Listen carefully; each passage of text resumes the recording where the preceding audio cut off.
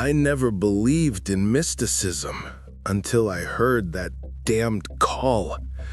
We lost Officer Cross, an experienced, calm man who always returned to base on time. But that night, his voice sounded different. I heard a tremor. I heard fear. And something else, too. A barely audible whisper next to him. "If anyone's listening, they're calling me." Then the sound of water, a splash, and the radio went dead.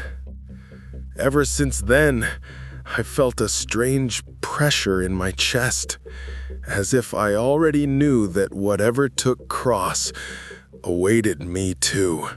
I went there with Rains, my partner. She always had a knack for seeing what others missed. As we approached the river, the fog grew thicker, as if the air itself was trying to hide the truth from us. I stopped the car, but it felt like we were crossing the boundary between the ordinary world and something wrong. The fog moved as if alive. We found his car. The patrol car was parked crookedly, as if Cross had braked in a panic. The driver's door was open. Inside, there were traces of water on the seat, on the dashboard, even on the radio. But the strangest thing was the water wasn't flowing. It seemed to lie in layers like something alive. "We found footprints.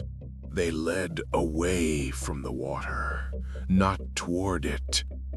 The steps were too long, as if the man were walking on mechanical legs. I looked at them and felt the cold creeping under my body armor. Cross couldn't walk like that. No one could." Then I heard my name. Clear, quiet, as if someone was standing behind me and whispering right in my ear. I turned around sharply. No one.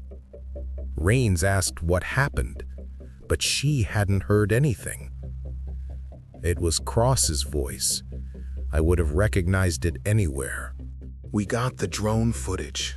I watched it in the car. For a second, just a second, a human figure stood in the middle of the river. How did it stay afloat?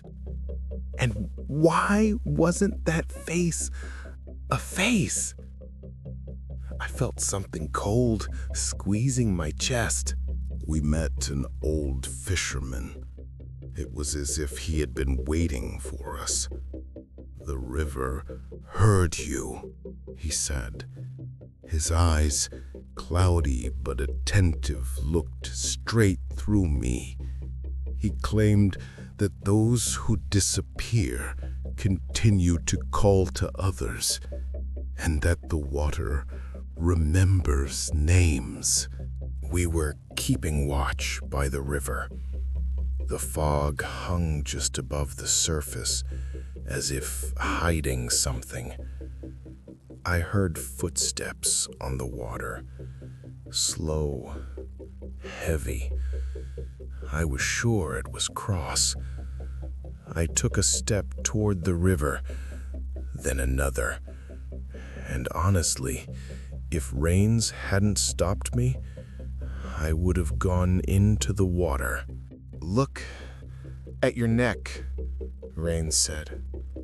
When she shone the flashlight on it, I saw prints.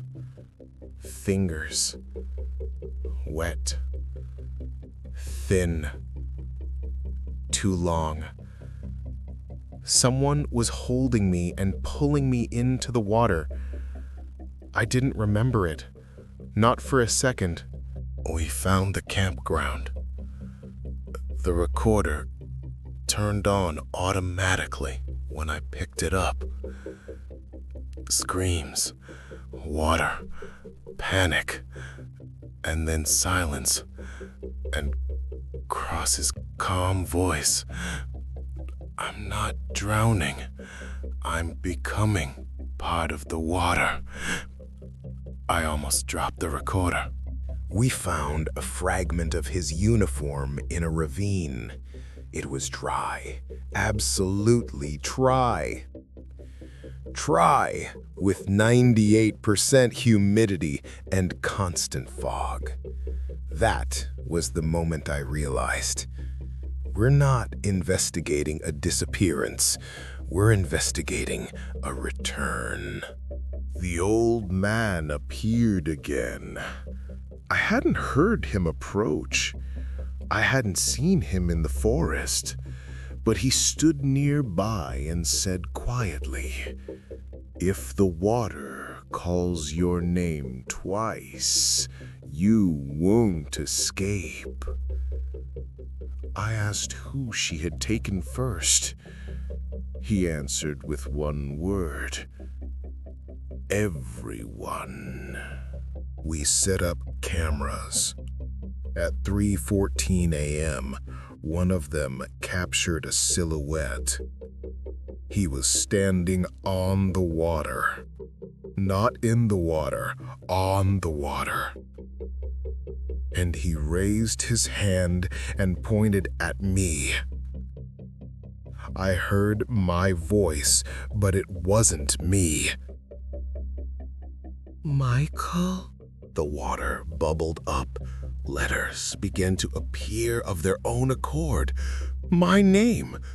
I stood, paralyzed. If it hadn't been for reins pulling me back, I would have stepped forward because the voice called to me so softly, so familiarly. I woke up in the middle of the night to the sound of dripping water. I wasn't at work. I was at the hotel, but water was leaking from under the door. I walked closer. I saw my reflection on the wet floor, but the reflection was smiling, and it said, "Can you hear me now?" The fog thickened, and I realized the river had come for me.